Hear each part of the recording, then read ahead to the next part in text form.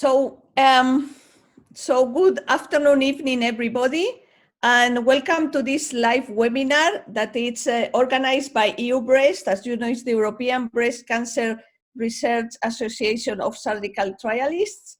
We are very glad to have you, all of you here, and we will start the webinar. Dr. Vanis will give you some information about how to make the questions.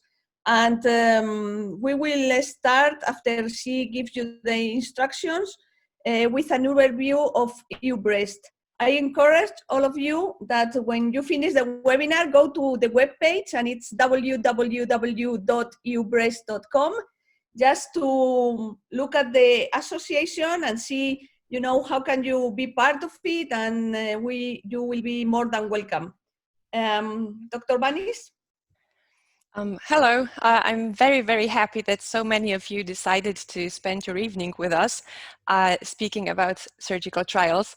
I will just guide you very, very briefly through the Zoom program, which most of you probably are very familiar with right now. As you have seen, your microphone is muted. We encourage you to write your questions in the chat, and we will ask the questions during the Q&A sessions. And now I'm very much looking forward to it and very proud to present Dr. Oreste Gentilini, who will give us an overview of what EUBREAST actually is. Over to you, Oreste. Stands for European Breast Cancer Research Association of Surgical Trialists. So what is this about? EUBREAST is an association, is an international association, is an international no-profit association with the aim of basically increasing cooperation in the field of independent academic research on breast cancer surgery. And actually, EUBREAST so far is the first and actually the only association with this type of aim and focus. And in other words, it's a neutral scientific forum where the members can bring up ideas, can develop and carry out research projects. And due to this, we can also establish or broaden collaboration with other scientific networks or entities. When and where? EUBREAST was, oops, something happened here. Oops. So I was saying that EUBREAST was founded, hope you can see this, in September 2018. So we cannot say that we are newborn, but we might say that we just start walking. So the help of everybody is more than welcome. The legal site is in Milano, but actually the members or the founding members or the executive board members are from all across Europe, apart from Italy, from Germany, from Austria, from France, from Sweden, from Spain, from the Netherlands. But EUBREAST was born as an European association, but actually it's not meant to be only European, so there are no geographical limits for this association. Well, I cannot see my slides anymore. I don't know why, but and this is why. Now we see your slides. Okay. Why EUBREAST was founded? Basically because of this. Because after the publication of the Z11 trial, two different types of study were designed. The first type of trial basically aimed at confirming the results of the Z11 due to the basically well-known weaknesses of this study. So the post-NOC trial was designed in the UK, the Synodar one was designed in Italy, and the CENOMAC trial was designed in Sweden. And you can see here that the sample size is quite ambitious. So basically we had three virtually the same type of design trial in 3 different countries. And the same story for the second type of trial, which was designed after the Z11. So an idea of what can be the next step. So we had the sound trial in Italy, evaluating the omission, the possible omission of sentinel node biopsy. And a similar study in Germany with the Enzema trial, and a similar project in the Netherlands. So again, 3 similar, almost identical studies carried out and developed in 3 different countries in Europe. So we would like this not to happen anymore, so that the next generation of trials can be conducted in a more coordinated and international manner.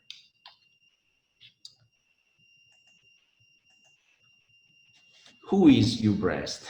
Who is everybody who's interested, everybody who has idea, everybody who's willing to participate and to contribute. Again, there's Mauro's screen who's popping up every time. So I was saying that everybody is more than welcome. EUBREAST is all of us who's taking our time at 7 o'clock in the evening or in any other time all over the world to be here and to speak about breast cancer research in surgery. And again, another issue that I would like to point out, actually a couple of issues concerning who, because we wanted to make it clear and to clearly state this in the statute. The first issue is about intellectual property. So we wanted anybody who's bringing up an idea, who's willing to share an idea within the group of EUBREAST, is actually going to be the project leader. So the intellectual property of the person who's bringing up the idea needs to be protected 100%.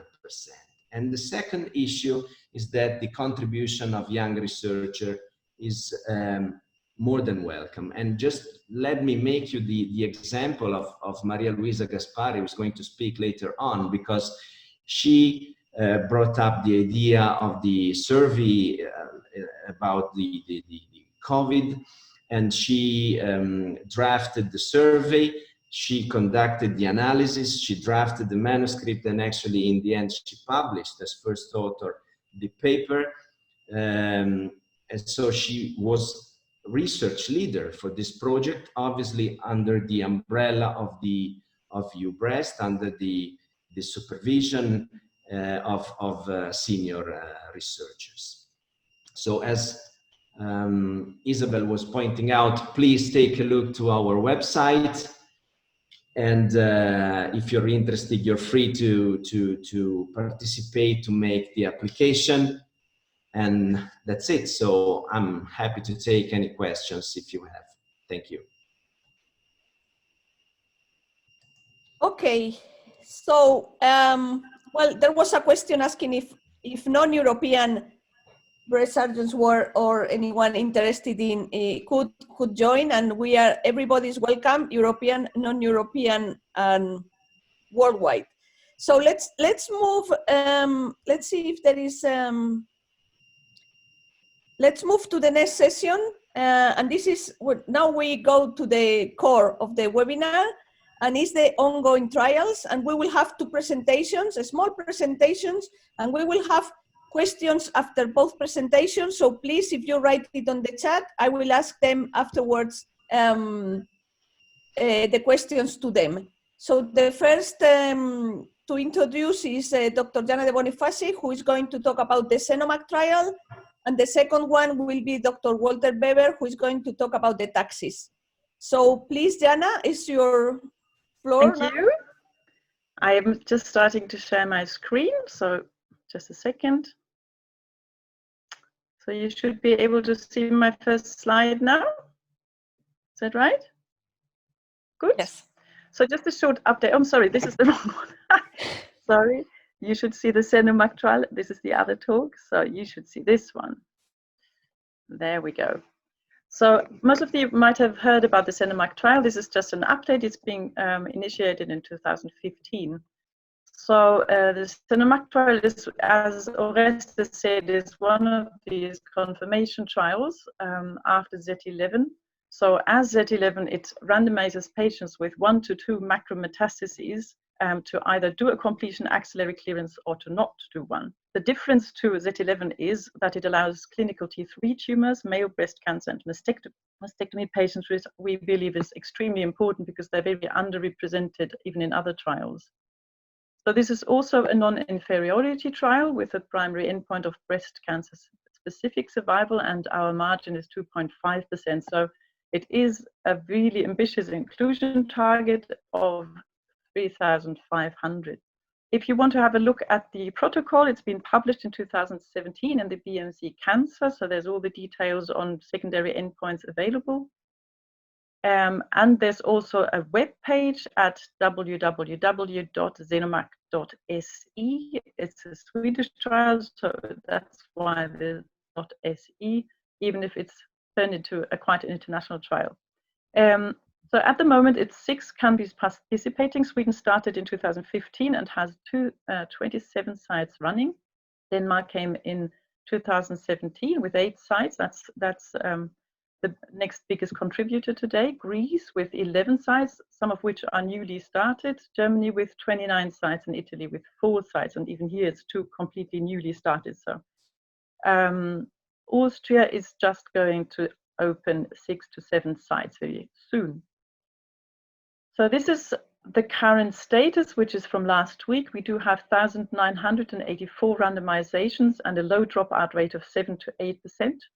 As you can see, as I said, Sweden started first, so of course we have the highest inclusion rate from that country, and then Denmark, and afterwards Greece and Italy and Germany. And as I said, Austria is just planning to open sites, so there's no randomizations yet.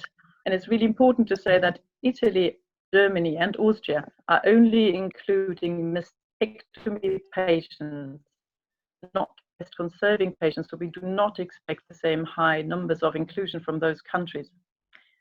Looking at the numbers so far, we do have 35% mastectomy patients, so already now we've exceeded 600 patients, which is really important. So in the end, I think we should end up with more than 1,000 mastectomy patients, certainly. We have had a look at the external validity of the trial, which has been published this year. So if you want to have a look, it's in Breast Cancer Research and Treatment. And what we did there was just to see how strongly the selection bias, which we have seen in all the other trials as well, have been already affecting this trial. So we did take national register data from Sweden and compare those patients that would have been eligible for the trial with those that were actually included. So what we could see is that the median tumor size in the trial is lower than in the general eligible population. There's more breast conservation in the trial. And interestingly, during the years of study, these differences have been mitigated. So it's better and better, less and less selection bias.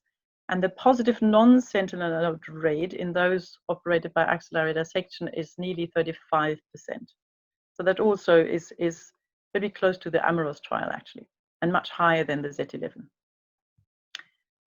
We also recently have had a safety analysis in May, looking at 1,794 patients, and I can tell you this is very fresh data. So the interesting thing is that there seems to be an early separation of curves concerning overall survival. You see here the 2 groups. This is, of course, blinded, blue group and the red group, and you see there's a nearly statistical significance for overall survival, but it's only 28 deaths so far and 48 recurrences. So at the moment, the estimated 5-year overall survival is 94%, which is quite high. I think the Z11 had 92%. So we will go on. The safety committee also recommended this. We do have about 580 randomizations per year at the moment. The external validity is good. As I said, mastectomy patients will be numerous, which is really important, and we should be able to reach target in 2022. But I think it's very important that also this trial is affected by having very few events. But as I said, we can see some separation already now. So the decision at the moment is that we continue and have a new safety analysis next year, just to see what overall survival, where it's actually going. So thank you for your attention. And this is just the funders and the CINEMAC trial lists, which is all the national PIs of the contributing countries. Thank you. Thank you, Jana. I think we will go with some questions to you because the other trial is different. So there is a question asking you, are you planning to open new study sites for CINEMAC, for example, Poland? And do you expect recruitment difficulties after the 10-year data from the ACOSOC C11 has been published? Have you had any problems in recruiting after all that has been published? So let's take one question at a time. So we do open new sites, but only in those countries that are already participating. So I can't take in new countries. The simple reason is that this is a good clinical practice trial, so it's strictly monitored, and it takes quite a lot of time and effort to get new CROs, so clinical research organizations, on board that do the monitoring in each country in the correct language. So it would be too much of an effort in this late stage to have new countries entering. Okay, and from the same person, the question is if you have found any difficulties in recruitment, the publishing of the ACOSOC C11, the 10 years results? Yeah, honestly, what is really interesting having trials running in different European countries is that both the clinical routines, but also the mentality of the patients is very different in different countries. So we see that in Sweden and Denmark, the acceptance of the Z11 results is not very high. So there are patients dropping out because we're quite convincing when we inform patients about this trial. So they drop out once they're randomized to axillary clearance. It's not a big problem. There's about 30 to 40 patients like that dropping out of the trial. In other countries, definitely there's a tendency towards omitting axillary dissection. Having said that, as we only include mastectomy patients in those countries, it's not really a big issue. I think more of an issue is the neoadjuvant therapy coming more and more, which means that eligible patients get less and less. Okay, there is another question. I'm not sure if it's for this trial or for all the trials, but maybe you can just answer it. Can international non-European centers be part of the trials? In general, I think in future trials, yes. In this trial, as it's been running for 5 years, I think it's too late to include new countries, as I said. Okay, so maybe we can do the same question to the future trials. Later. Okay, Jana, thank you. I think that if there is any other question for her, you can just put it on the chat and she can answer after Dr. Weber finishes his talk. So let's move to the next talk about the TAXIS trial from Dr. Weber.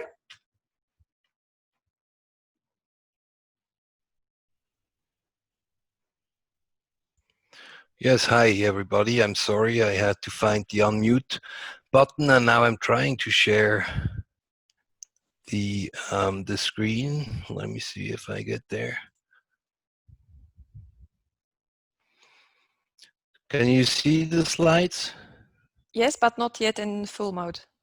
Okay, so let's do this. Now it's better? Yes. Okay, so thank you everybody very much for having me here today to talk about the TAXIS trial. I want to first congratulate the EUBREAST founders for this obvious success. EUBREAST is turning very rapidly into a rising star of European breast surgical oncology research. This is a huge achievement. I'm very happy for you, and I want to thank you also to many of the founders who have been very supportive in the past few years.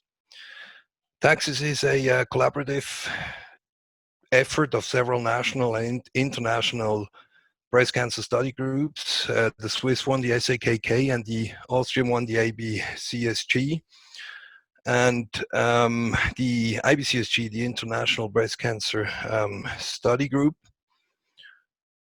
And I want to start with some news. We have now, after some trouble, I will get back to that with accrual, and thanks to Thorsten Kühn, who has bridged to the German breast group and connected for the first time ever. So this is a historic development. The GBG, the German Breast Group, and the SAKK actually working together on such a trial. And we have, so this is a big thanks to Thorsten Kühn, and we have now received a $1 million grant from the Rising Tide Foundation, and we have secured the overall budget, which is 8.5 million, and most of that money goes to Germany, to Jörg Heil as the main applicant, who initiated taxes at Heidelberg with a big bang. So big thanks to Jörg and to Thorsten for this. A little bit of a background. This is the axillary surgery de-escalation history on one slide. You see on the left side, we've been performing axillary dissection for a century. And then second column from the left, only in the 90s, we've found ways to identify the first few nodes, the sentinel nodes, and we only performed radical axillary dissection for positive sentinel nodes or for clinically node-positive breast cancer. And now in 2020, we've learned from the trials that have been mentioned, C11, 2301, and AMROS, that we can omit axillary dissection in many patients with positive sentinel nodes. We do more and more radiation, and you've heard about the validation trials that try to also broaden eligibility for omission of axillary dissection to all sentinel node positive patients, such as mastectomy and in Xenomoc, very important. And in taxis, we're moving on the very right side. We're questioning the necessity of axillary dissection in clinically node positive breast cancer.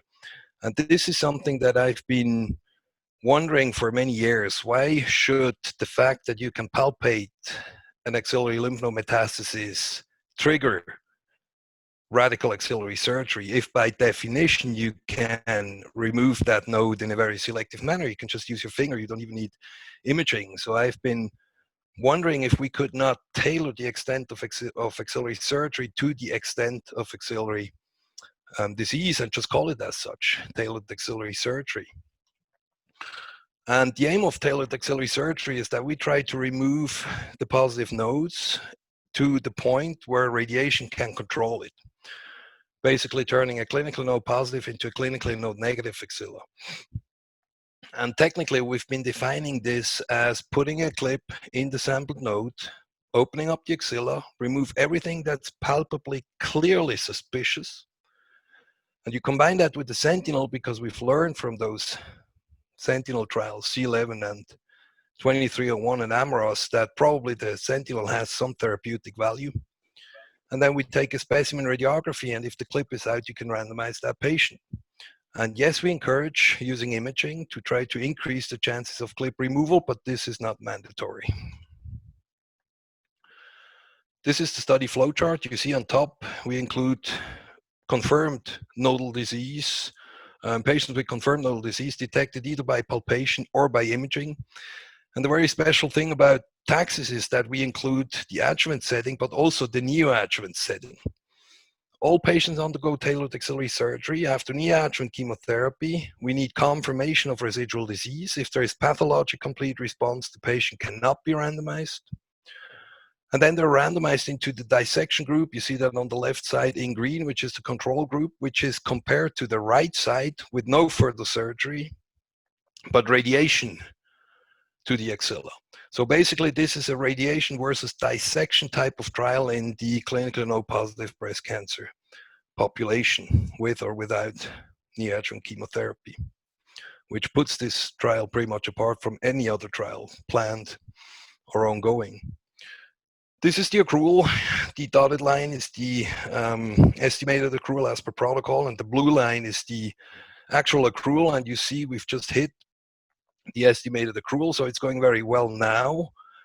But you can see in the beginning we had significant under accrual, and I've been warned by SAKK officials that they may close the trial prematurely due to slow accrual, and that would have been catastrophic after several years of planning it.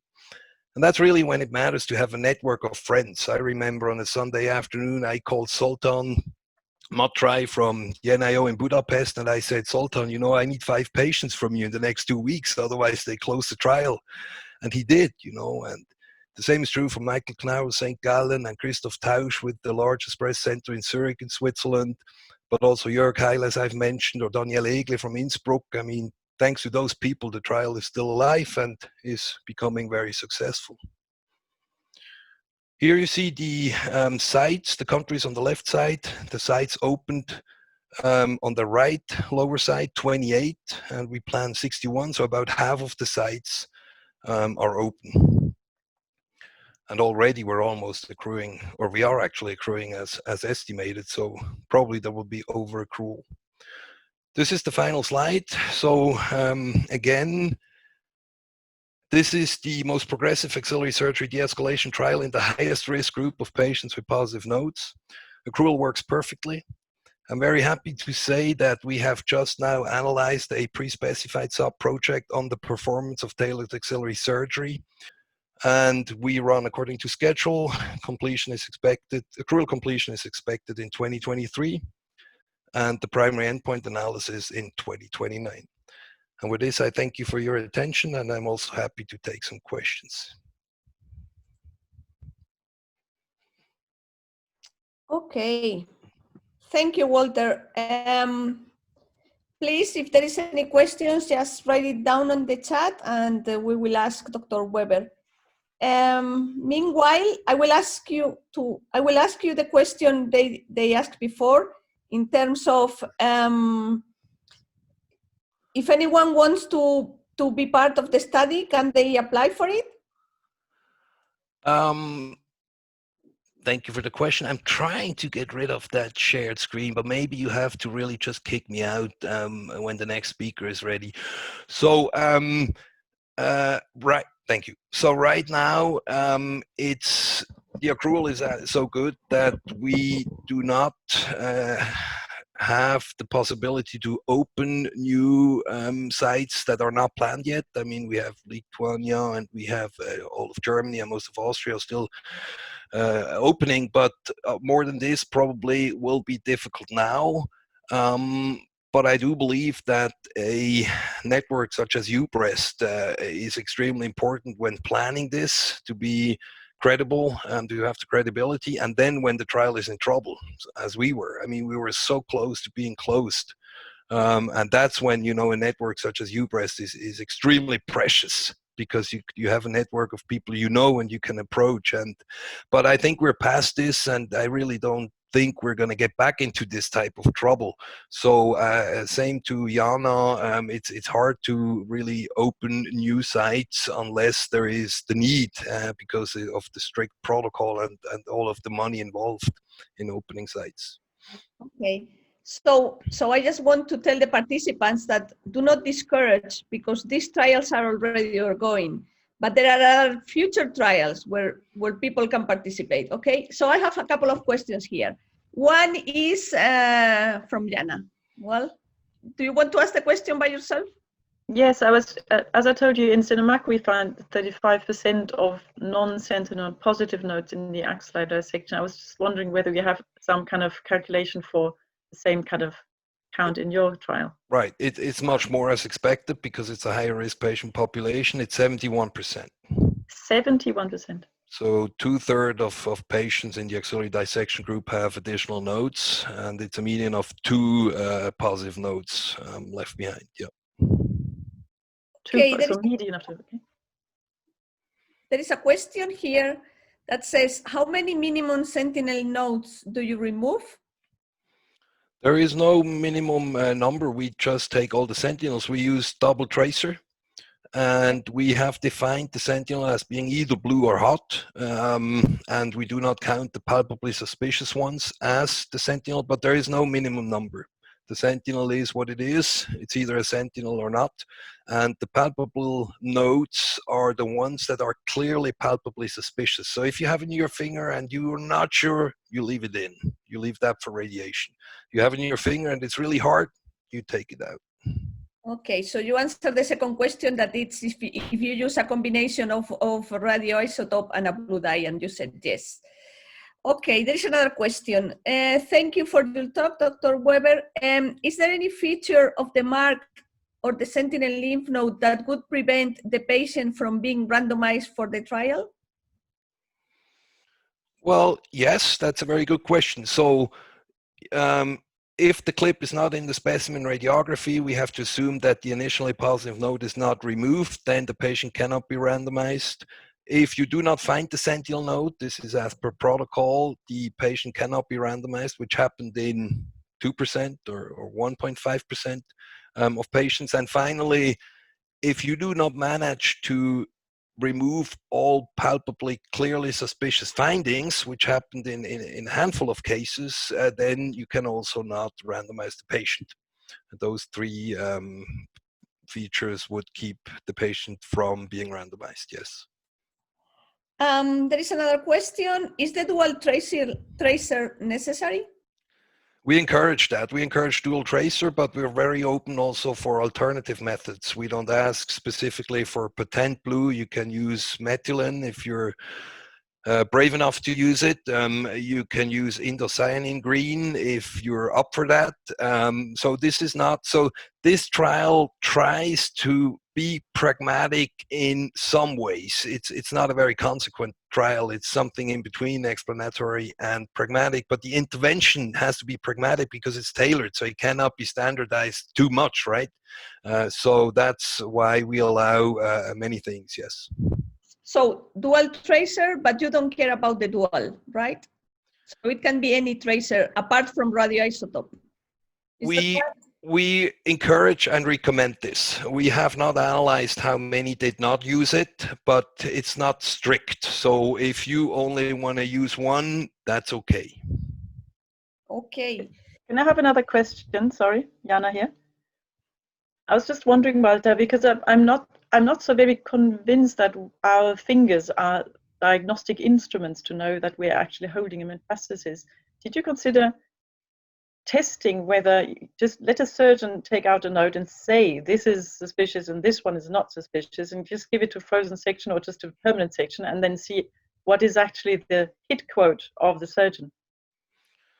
Well, no, we didn't really assess, or we do not plan to assess the performance characteristics of the finger, just of the whole procedure. And the finger thing is one part of it, just as much as the sentinel and all the imaging guided tricks that you want or can think of. And then we look at the combination. And again, we tailored surgery moves a median of 4 nodes, and 2 of them are positive. And of course, many palpably abnormal looking or feeling nodes may not have cancer in them, and it's extremely subjective. Even at my place, I work with a colleague who's a gynecologist, and for him everything is suspicious, and I'm very generous in the axilla. I say no, that's not for sure cancer, so I leave it in.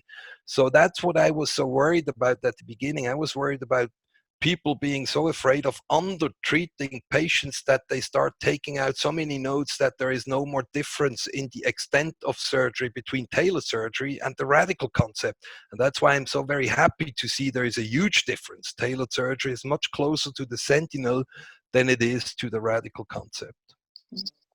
Okay, so this is the last question because we need to move forward. And if there is any other questions, we can do it at the end if we have time, or if not, you can just approach by mail any of us. So the last question is, do you have any experience with SPO nanoparticles as tracer for the sentinel lymph node identification? The magnetic tracer, basically. Right. Personally, I don't. We would allow it. I've heard, I don't have any personal experience. I know people who abandoned it for some discoloring problems, more than sensitivity problems. But in the trial, it would be okay to do it. Okay. Well, I think I have some experience with the SPO tracer, and it works as good as the radioisotope, regardless of the other stuff that Dr. Weber mentioned. Okay, I think we need to move forward, so I'm going to let Dr. Barnes to present the next future trials, and we'll continue with questions after the second part.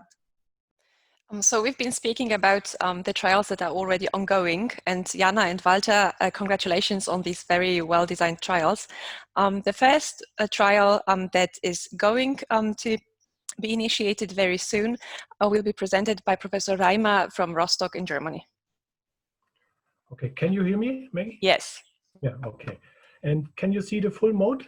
Not, yes, right now, yes. Mm-hmm. Okay, okay. Thank you for giving me the opportunity to present the EUBREAST 1 trial.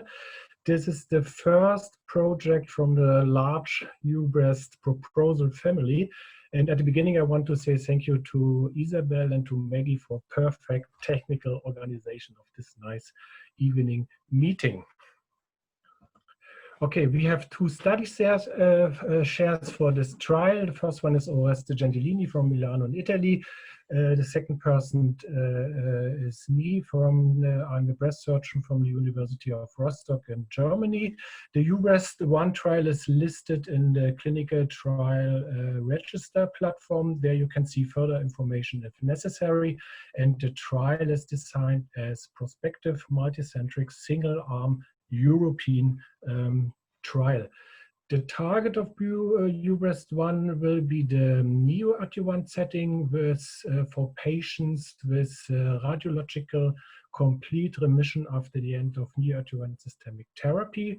Importantly, all patients must have initially at the beginning of the neoadjuvant systemic therapy node negative axillary lymph node status.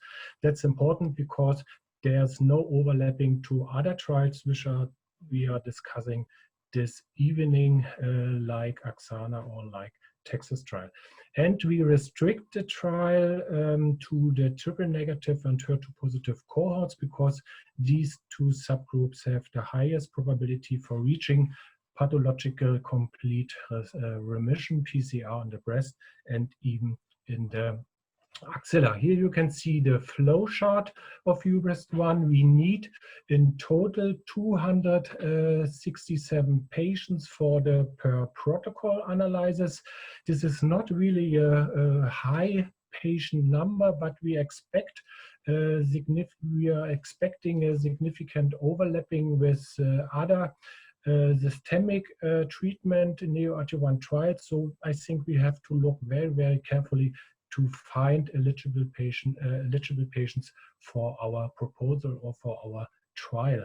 The main inclusion criteria you can see here in the small box on the left-hand side.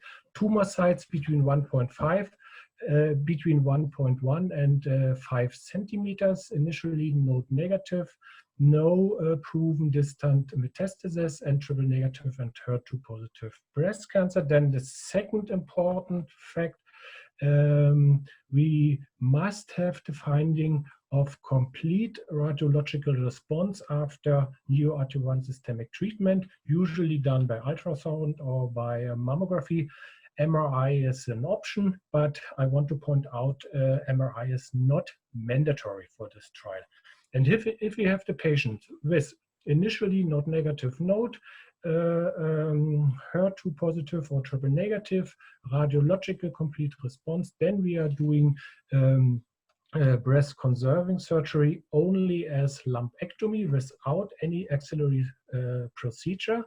And if we have the pathological finding of PCR on the breast, as you can see here, if we have the finding of PCR on the breast, then the patients will enter the trial and no axillary lymph node dissection or no complete axillary lymph node dissection will be done. We have included 10% dropout rate, and the primary outcome for our patients in the trial is the 3-year axillary recurrence-free survival rate. We are expecting from the screening population, nearly 80% will have a PCR on the breast, and nearly 20% will have a non-PCR on the breast. It's important that the non-PCR breast patients will not go into the trial and will not routinely follow up during the trial. These patients will treat further according to local or to national guidelines. The background for our design, these are retrospective register data published previously, and all of these patients had initially node negative status, and then the authors analyzed regarding P and plus rate after the end of neoadjuvant systemic therapy.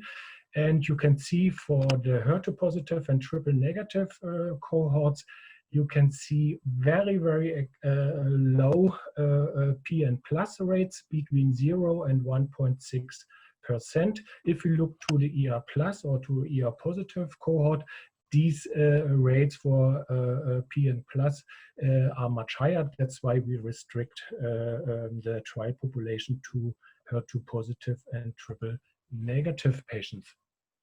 Primary outcome, as mentioned before, 3-year axillary recurrence-free survival. As secondary outcomes, we have listed the usual survival parameters after 5 years, and finally the diagnostic accuracy of imaging methods for prediction of PCR, probably with a special focus to the MRI if it's available in the study sites. This is a very busy slide for sample size calculation. Don't try to read it. It's only important to look for the bold marked numbers. The first one is the upper border of our hypothesis for the primary outcome, 98.5%. If we see this border or even higher, then we consider the trial as positive, and maybe we have the option to change the current clinical practice. If we have a rate for the primary outcome of 96% or even lower, then the trial will be considered as a negative trial. Okay, current status of the EUBREAST trial. Sponsorship will overtake the University Medicine of Rostock. For Germany and for Austria, it's the same like in the ENZIMA trial. We have approved funding for the entire data management budget and for the cost for monitoring in Germany. We have approved funding by the Else Kröner-Fresenius Foundation, by the German Society of Xenology, by our own hospital, and we are waiting for the final decision for a grant by Pfizer Germany, maybe at the end of this year. We have done the feasibility survey across Germany. There was really a positive feedback for more than 30 study sites. We are planning to start with nearly 30 study sites in Germany and with approximately 20 study sites outside from Germany. We expect the majority of these sites outside from Germany will be located in Italy. Okay, open questions regarding a decision for central data management. Probably the German breast group will overtake this function as well. It's the same like in ENZIMA or in Texas trial. And we have done the decision regarding patients endurance company. And EUBREAST is a new construct because we are expecting different sponsors across different countries, and that is then a so-called co-lead trial, which is a new model with different sponsors in different European countries. Okay, open questions regarding current status in Italy, Spain, and Sweden. Maybe Oreste can say something about the current situation in Italy. The main points are here finding a sponsorship, then to clarify, is it necessary to get special patients endurance for such a surgical interventional trial, then to organize the local monitoring and to submit, of course, all these documents to the local authorities. I think it's important to have a small but significant national budget for these tasks outside from Germany. Okay, the next steps will be the updating the long protocol version, amendment number 1. We plan to resubmit these documents at the end of this week, and if we have the final approval, then we start to sign the study sites contracts for German and for Austrian study sites, and hopefully we can report first patient in October 2020. thank you very much for your attention, and thank you very much for supporting EUBREAST concepts. Thank you, Torel, for this excellent presentation. Oreste, would you like to comment on the situation in Italy?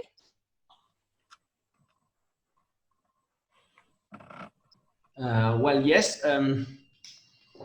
Well, first of all, let me tell you that we are facing some obvious difficulties with this type of trial. It's, I would say, new for everybody. So as Toralf was pointing out, we are trying to set up, I would say, new structure of the study, in the sense that the University of Rostock will be the sponsor of the trial, but we would like to have, let's say, sponsors in each other country participating. And again, as Toralf was pointing out, we need to find some small budget to take care of the management of the trial in each country, for insurance, for local monitoring, eventually for documentation fee. So concerning our situation, we were a little bit waiting for some of the decisions which have been taken. So we are happy to see that GBG is going to take over, and this will be helpful for us to understand which are the needs, at least in our country, but there will be similar needs for all the other countries. We are going to send out, similar to what has been already done in Germany, a feasibility questionnaire within the Italian Association of Breast Surgeons, and then we will know how many Italian sites for sure will participate, and we are ready to do this in the next few days. So in some weeks, hopefully, we will know how many Italian sites will be participating. Thank you. So I have 3 questions here. The first one is actually an excellent question. Some axillary recurrences will occur probably after 5 or 10 years after the surgery. So when do you expect final data, Toralf? Yeah, we have discussed this, especially with Oreste and Torsten. I think the great majority of axillary recurrences will be observed during the first 3 years. Yeah, and I think we have the final data after 7 years from first patient in. So considering that are triple negative and HER2 positive patient cohorts, probably this long-term analysis after 7 years will allow the final conclusion. But I want to point out the primary outcome is the 3-year rate, very, very early, but we expect the majority of events regarding axillary recurrence in this period of time. Professor Weber is asking why you actually chose axillary recurrence as the primary endpoint and not the DFS. Yeah, this is because this is a good question, but we maybe Oreste can say something to this question. Primary focus or topic is the avoidance of axillary surgery, and like other trials, like the BOG trial, we have chosen at first the axillary recurrence rate, and after statistical review, we have decided to switch to the axillary recurrence-free survival because we have this short period for the primary outcome. And there is a third question from Professor Kontos in Greece. What is actually the post-neoadjuvant inclusion criterion? Is it the complete radiological response in the breast or in the axilla? And is any radiological modality allowed? Regarding post-neoadjuvant treatment decision, because you have a PCR in the breast, then only you can go into the EUBREAST-1 trial. Probably for triple negative and for especially for triple negative, there's no post-neo-adjuvant treatment decision, at least at the moment. But we are open for new standards regarding systemic treatment, and then the protocol allowed post-neo-adjuvant treatment according to local or to national guidelines, no problem. Yeah. And the only information which do not have is the PCR in the axilla, but as we know from the retrospective data, the rate of PN plus rate or PN positive rate after neoadjuvant systemic therapy in these two cohorts with primary or with initially CN0 status is extremely low. So you will not miss a great proportion of patients. And is the radiation therapy to the axilla allowed in your trial? No, it's not allowed because we want to avoid axillary surgery, and axillary radiotherapy with a target volume to the axillary levels is not allowed. Okay, thank you very much, Toralf. And now we will be hearing again from Professor De Boniface from Sweden, and she'll be presenting the INDAX trial. Mm-hmm. Thank you. I'll just start my screen share. Can I, Toralf, you're still in there, but I think I can just kick you out. Let's see. All right, there we go. Does that look okay? You're in full mode, yeah. Yeah, that's good. Okay. So this presentation is about the EUBREAST-2, or so-called INDAX trial. It's also registered at clinicaltrials.gov, and this one is about the individualized axillary treatment of initially biopsy-proven node-positive breast cancer after primary systemic therapy. We have an international steering committee, several of whom are just now present. It's me from Stockholm, then Torsten Kuhn from Germany, Viviana Gallimberti from Milan, Jean-Marc Klass from Nantes in France, and Birgitte Offersen from Denmark, Ingvild Mjaland from Norway, Lisbeth Boersma from the Netherlands, and Per Karlsson also from Sweden. So it's half oncologists or radio oncologists and half surgeons. We have also a statistician on board from the Karolinska Institute here in Stockholm. So the background for the INDAX trial is that we see increasing rates of PCR, both in the breast and the axilla, and at the same time, an increasing amount of patients or proportion of patients who are treated with neoadjuvant chemotherapy. So there's a clear need to adapt and de-escalate the local regional treatment, meaning both surgery and radiotherapy, and to do this in a standardized manner.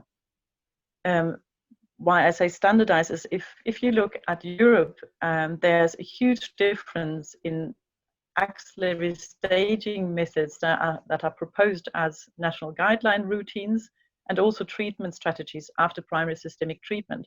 And I think we will hear more about that in the Axana trial just after me here. We also know that, for example, in Sweden, the so-called axillary staging method in that type of patients, so clinical node positive patients after who then receive their primary systemic treatment, is still axillary dissection, and we all know that it has a heavy morbidity in the arm. There's a lot of focus on false negative rates and different types of staging methods, and of course axillary nodal dissection doesn't have any false negative rate, which is also, it's always easy to resort to that. But we do not exactly know what the oncological significance of a false negative rate is, because it appears that false negative patients do not automatically get axillary recurrences. We've seen that since many years and in many trials. So what we really want to find out, what is the prognostic impact of a de-escalated local regional treatment. So this is a busy overview, because as you will see, the INDAX trial is a double randomized trial. So let's take it from the top. We will include biopsy-proven node-positive patients who can be clinically T1 to T3 and without distant metastases. These patients will undergo an optional marking of positive lymph nodes. This trial tries to be pragmatic, and we know that some countries do use the targeted lymph node biopsy, other countries do not and stick to the sentinel biopsy, so the marking is actually optional. Then patients enter their neoadjuvant treatment, and they're only excluded from the axillary staging procedure afterwards if there is clearly progressive disease in the breast and or axilla. So these patients will not continue on the trial. So after chemotherapy, they have their axillary staging procedure. And again, we're pragmatic here. We do allow both just a simple targeted lymph node biopsy and or a sentinel lymph node biopsy, which means we also allow the combination of both, which is the targeted axillary dissection, TAD. So doing the axillary staging will result in two different groups. Some patients will have no residual disease, so YPN0, you see that on your left in that field. And these patients are the population for randomization A, which is on your left-hand side on the slide. So the standard treatment in randomization A is only regional nodal irradiation, but no further surgery. The intervention in that arm is neither more surgery nor radiotherapy. So of course, I'm talking about regional radiotherapy. Of course, it's allowed, and it's actually mandatory to irradiate the breast after breast conservation. If you look at the other group of patients, that's the patients with residual nodal disease on axillary staging, so YPN+, that's on your right-hand side. These patients will enter the randomization B. So the standard here would be a completion axillary dissection plus regional irradiation therapy. The intervention is then axillary and regional irradiation, but no further axillary surgery. Now, you might actually recognize these designs from the US trials, namely the B51 and the Alliance trials, but there are actually quite some differences. The Alliance trial does only apply sentinel lymph node biopsy, but has nothing in its protocol saying about the targeted biopsies. And the B51 allows any type of surgery to prove that the axilla contains only negative nodes, which means that axillary lymph node dissection is actually allowed as a staging procedure. There's a special feature in this trial, which is the bar in pink, where you see if patient declines randomization, the enrollment in prospective cohorts is allowed. And that is called preference tolerant design. It's actually published by Martin Eklund, who's the statistician on this trial at Laura Esserman and San Francisco, who are using this design in the Wisdom trial. It means that if a patient actually does not want to be randomized, which might be either because they are scared of the intervention or they think that the standard is too extensive, they do not need to leave the trial. Because I think that's a huge problem, which we have also in the CINEMAC trial, that many patients leave the trial just because they're not randomized to the group that they wished. So if that is the case, when they deny randomization, they're actually allowed to enter the trial within the group that they prefer. That's why it's called preference tolerant. And these prospective cohorts, they do not contribute to the power calculation, but at analysis, they can be put into the overall population by propensity score matching. So they still contribute to the data. So some statistical considerations, we chose as the primary endpoint invasive disease-free survival.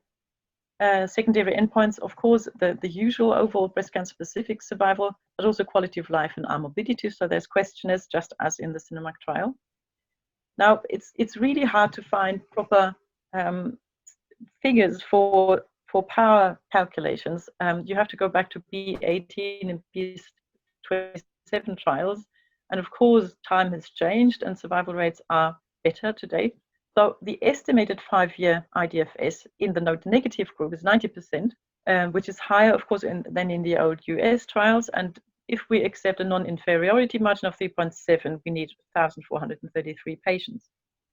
Looking at the randomization B, which is the node positive group after neoadjuvant treatment, we estimate 5-year IDFS at 65% and allow a non-inferiority margin of 5%.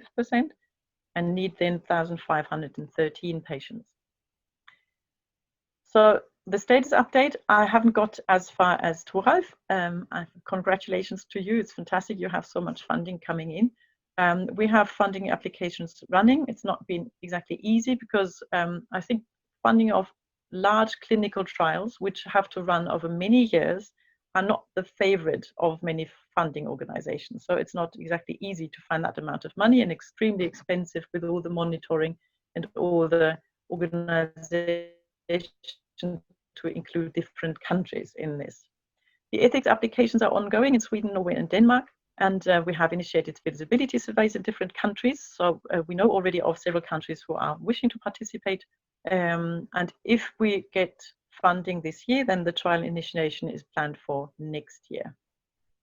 Thank you. And if you have questions for me after this meeting, or you want to hear whether you can participate or your country, then please contact me at this mail address.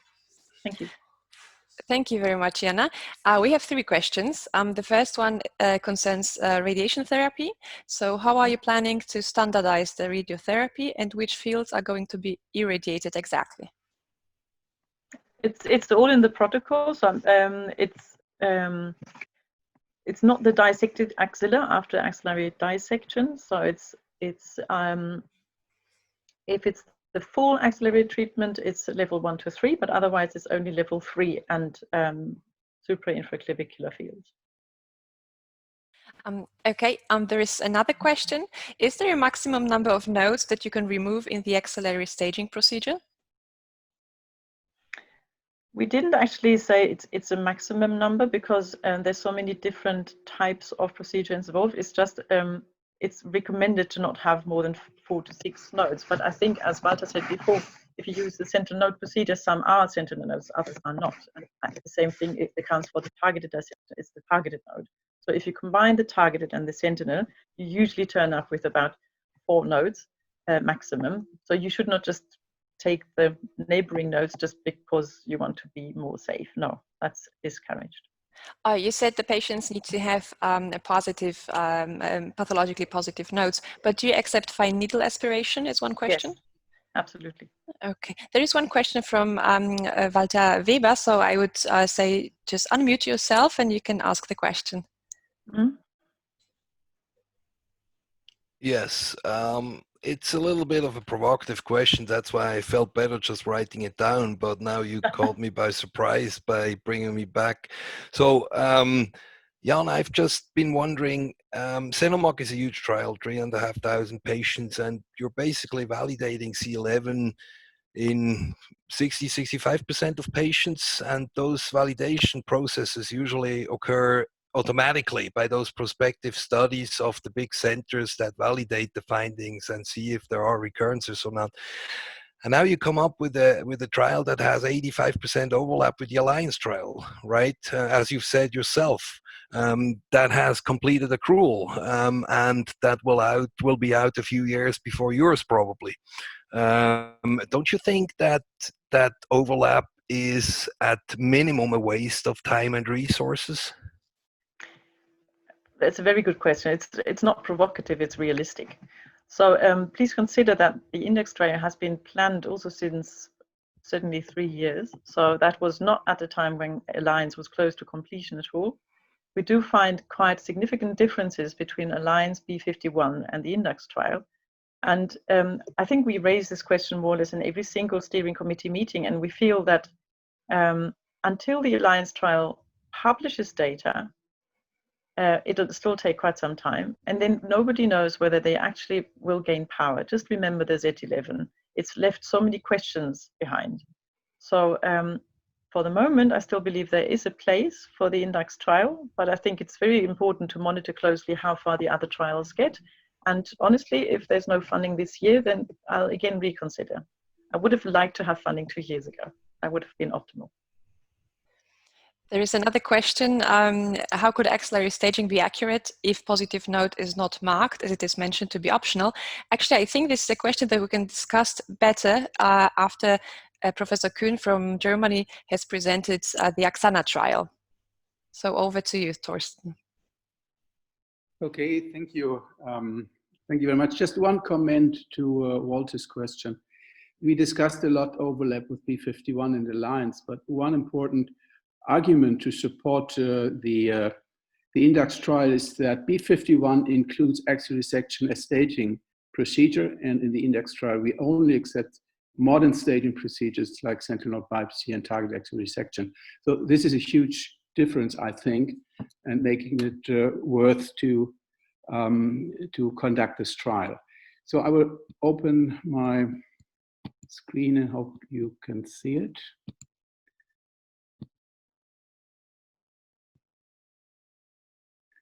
Okay, can you see my screen? Yes, Hello? you're in full mode. It's perfect. Okay, perfect. So we are talking now the third EUBREAST project, which is called AXANA, or axillary surgery after neoadjuvant treatment. And this is also a pragmatic and straightforward trial. It's a simple register to answer certain questions. And it's the first EUBREAST trial that is really being opened now. And we will have our first initiation video conference tomorrow, and then we will have the first patients in next week. So the AXANA trial is a prospective multicenter cohort study to evaluate different surgical methods after axillary staging, and we compare sentinel node biopsy with targeted axillary section and axillary lymph node dissection in clinical node positive breast cancer patients treated with neoadjuvant chemotherapy who convert to YCN0. So the trial is funded by EUBREAST, which is the study group of AGO, by Claudia von Schilling Foundation, by the German Group of Reconstructive Surgery, also by Karolinska Institute, who takes care of the life quality part. So the trial is registered, and the background for the trial is the fact that we all know that sentinel node biopsy is the standard procedure for axillary staging in primary surgery and in patients who undergo neoadjuvant chemotherapy and who present initially with clinically with negative lymph nodes. But what about patients who present initially with positive nodes and then convert to YCN0? And you'll note data from the prospective Sentinel trial, the ACOSOC trial, and compared with primary surgery, here cited the NSABP-32, we all know that the false negative rate of sentinel node biopsy in this patient cohort is about 50% worse compared to patients who compared to sentinel node biopsy in patients who undergo primary surgery. And this is especially true in patients with a low number of harvested sentinel lymph nodes, between 20 and 30%. If only one lymph node is harvested, 2%, 18 to 20% when two sentinel lymph nodes are harvested. Now, the problem is that nobody knows how these worse false negative rates convert into recurrences, and this is definitely an open issue. So there was some attempts made to improve the sentinel procedure, and you all know the technique of targeted axillary section or targeted lymph node biopsy, with the device placed into a biopsy probe lymph node, here with a clip as an example. And you certainly know the paper from Caudle, which is a retrospective analysis of a prospective collected database. And they showed that for the sentinel biopsy alone, the false negative rate was 10%, a little bit better than in the prospective cohort Sentinel and ACOSOC. If the targeted lymph node was dissected alone, the false negative rate was 4.6. And when both procedures were combined, a procedure called targeted axillary section, the false negative rate fell down to 2%. However, these are again only false negative rates, and we do not have any information on how these figures translate into recurrences. So there were some attempts made to confirm this data with the targeted axillary section, and one paper published by Steffi Hartmann from Rostock, and in a small prospective cohort, this is a real prospective cohort, the caudal data were retrospectively collected. The detection rate for the target lymph node was only 70.8%, which was a little bit disappointing. On the other hand, there were data from the group of Isabel from Spain with a very high detection rate of 96.7%. So it is quite unclear how reproducible the technique of targeted axillary section is. The first prospective multicenter study on this issue, the reproducibility of target axillary dissection, was conducted in Germany with a center trial with 548 patients included, And again, we had a quite low detection rate for the target lymph node of only 73%, while for the sentinel node, the detection rate was 84%, and this is quite similar to what we find from our prospective studies. Again, we found similar low false negative rates for the targeted lymph node biopsy alone, 7%. This is what we know from the MARI procedure published by Dunker. And the targeted X-ray resection a little bit higher compared to caudal with 4.3%, but well below the 10% generally accepted. However, due to these data international guidelines, recommendations are still quite heterogeneous. And one important issue is that we do not have any data on the translation, as I said, from false negative rate to X-ray recurrences, and we do not really know if the false negative rate of 14%, for example, really translate into worse outcome. So in some countries, X-ray resection is still recommended due to the high false negative rates reported in the prospective studies. However, other countries recommend sentinel node biopsy alone because they say, okay, the higher false negative rate will not translate into recurrences. In other countries, recommend targeted X-ray resection as a staging procedure, but we do not have outcome data. So there are currently no data on disease-free survival, overall survival, and life qualities, as well as costs. So these are good German guidelines, and again, you can see guidelines from 2020, and you can see the uncertainties because we have a plus recommendation, positive recommendation for X-ray lymph node dissection. We also have a positive recommendation for X-ray resection. So in the end, we are not quite sure what is the best procedure. Another issue is that multiple techniques are available for the targeted lymph node localization. There are techniques that are based on optical visualization, like the use of charcoal. And Steffi Hartmann from Rostock just finished the tattoo trial with very interesting data. We can use clips and coils and perform a needle-guided localization, but we have seen from the center trial that the reproducibility is quite problematic with the detection rate of only 70 to 73%. And other techniques include seeds and like radioactive seed or magnetic seeds.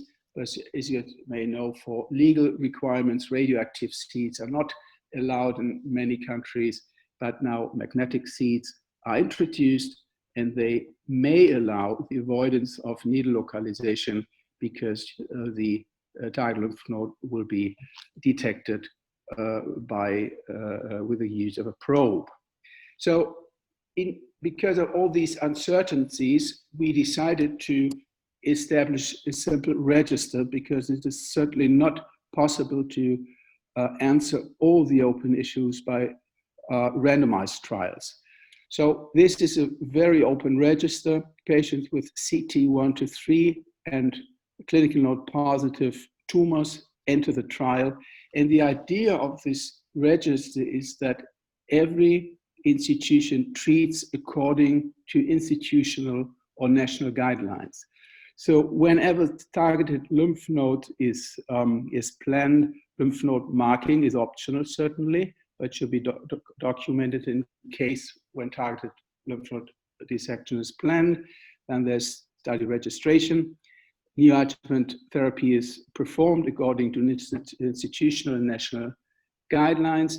In case patients convert to clinical node negative, the treatment is open according to guidelines. So you can do everything you want to.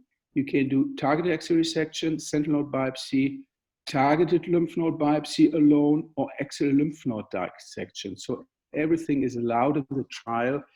The data are collected and documented. The adjuvant treatment is performed according to national standards, and then we have simple follow-up. And another interesting data that may be provided by the trial is that patients who still remain node positive by X-ray section, sentinel node, target lymph node, or target X-ray section, We also register these patients because some of them will be treated by X-ray resection, some of them will be treated by radiotherapy, and we register all these data and will gather prospective data on the outcome. So primary endpoints, 5 years, we have three primary co-endpoints. The first one is 5-year invasive disease-free survival, 3-year X-ray recurrence rate for patients who convert from CN1 to YCN0. Another very important issue is life quality and arm mobility according to validated questionnaire. And this part of the study is organized by the Karolinska Institute in Sweden. There are a lot of secondary endpoints because we want to have information on many, many issues regarding the technique, especially target X-ray resection, detections rate of different techniques, the numbers of nodes harvested as an important information on surgical extent, impact of localization techniques, operation time, and we try to assess economic resources, learning curves, and as I said, to compare different treatment options in patients with the wide range. So the trial will open right now. It is open worldwide. And if any of you is interested to participate, you can contact EUBREAST, you can contact me or our study office. Certainly, we have not completely funded the trial, so we still need support, but we are quite confidential to achieve sufficient support by further funding. We have plans similar to the EUBREAST-1 trial to have national sponsors or national offices for the organization in different countries. We have provided all documents like the study protocol in German and English, patient information, site contracts, and so on. So everybody is ready so that we can start accruing very soon. And I'm happy to be open for questions now. Thank you, Thorsten, for this excellent presentation. Since we're quite late and we also have one point on the agenda, I will just allow one question. Is it possible to participate in the XANA trial if a patient is already taking part in a neoadjuvant trial on systemic therapy? Very simple answer, yes, because there's no interference. And we are discussing with the GBG, who conducts a lot of neoadjuvant trials, because it does not affect because you just treat according to your standards, what you would do anyway. So it's not an exclusion criteria. Thank you. And I'd like to encourage all of you to write to Professor Kuhn if you have any questions that we're not able to answer due to the time. And now it's my great pleasure to introduce Dr. Gaspari from Switzerland, who will report on her recent project, the COVID survey. Good afternoon. It's a great pleasure for me to be here at the first EUBREAST webinar, and I'm very happy to present to the results of our study. First of all, I would like to thank the organizers and the team who conceived and contributed to realize this project with me during the peak of this particular historical moment. When maximum efforts were spent in flattening the coronavirus curve, we were contributing to another curve that is still proceeding at a fast pace. Since the initial phase of the pandemic and related scientific production, great attention was given to the COVID-19 susceptibility and related events. Early studies reported a higher complication rate and higher mortality rate in the oncological setting. Therefore, cancer patients were considered to be at risk. As a consequence, the major cancer societies provided guidelines on the management of breast cancer patients during this pandemic. Initially, these were mainly based on expert opinions and were not evidence-based, since no evidence was accumulated by then. And most of them recommended to discuss each case in MDM and share the final decision with patients. In practice, we ended up facing with a wide heterogeneous number of different clinical approaches. Therefore, at the beginning of April, we decided to prepare a survey to take a picture on how physicians involved in breast cancer management were changing their clinical practice during COVID-19 pandemic. And we set up a web-based database questionnaire investigating on different aspects of breast cancer management, with the ambition to mimic the propagation speed of the worst enemy of the moment, sneeze. EUBREAST sent the questionnaire to the members of 15 breast societies, mainly located in Europe. All the societies supported the project and sent the questionnaire to their members. One member for breast unit was invited to participate. Surprisingly, in 10 days, 377 responses we achieved, and a huge number of consent we received. In 10 days, 377 responses, more than expected. The vast majority of the involved centers were public hospitals and hospitals affiliated to university. 25% of the responders worked in areas with a very high prevalence of COVID-19. Many centers had to face a reduction in their medical activity of more than 0.5%. One of the first questions we focused on was the testing for SARS-CoV-2. And the policies were very heterogeneous, as you can see. And only 50% of the patients were regionally tested, mainly through nasopharyngeal swab. An additional statistical sub-analysis confirmed that the hospitals located in areas with high prevalence more frequently adhered to the screening program. When we asked the physician which is, in their opinion, the treatment they believe to expose the patient to a higher risk of contracting the infection, most of them answered chemotherapy. As a matter of fact, the physicians reported in their experience a larger percentage of patients developing infection when undergoing chemotherapy as compared to surgery or radiation therapy. And in line with the attempt to avoid a treatment that may represent an hazard for patients, almost 20% of responders increased the utilization of genetic assessment profile, aiming to reduce the number of patients in whom the chemotherapy was apparently indicated. This fear from systemic chemotherapy influenced also the threshold in the majority of the responders. 50% of the physicians reported a significant reduction of neoadjuvant chemotherapy use as compared to prior COVID-19 pandemic. Furthermore, over half of the responders reported a change in chemotherapy, such as increasing the use of granulocyte colony factors, stimulating factor, or reducing the number of cycles, or switching as much as possible to oral therapy, prolonging the interval of the schedule, or changing the type of the sequence of the drug.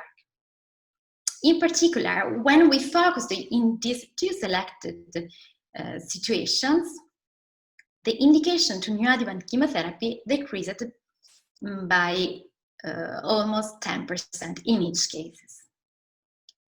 According to the perceived risk counted for each therapeutic approach, surgery was put on hold in luminal A disease and temporarily replaced with hormonal therapy prior surgery by almost 70% of the responders. However, as you can see, the criteria for patient selection varied widely among centers.